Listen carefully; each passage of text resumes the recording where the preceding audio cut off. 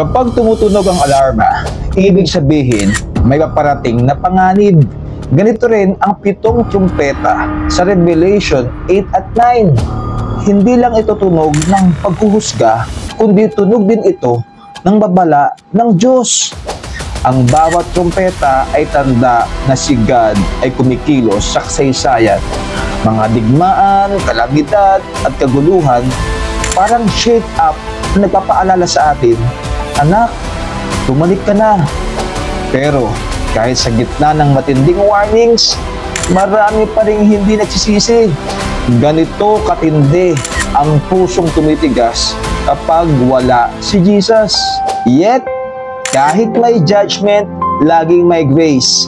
Hindi agad binawasak ng Diyos ang mundo kasi binibigyan niya tayo ng chance na mag-repent. The trumpets remind us, ang purpose ng warnings ay hindi takutin tayo, kundi iligtas tayo.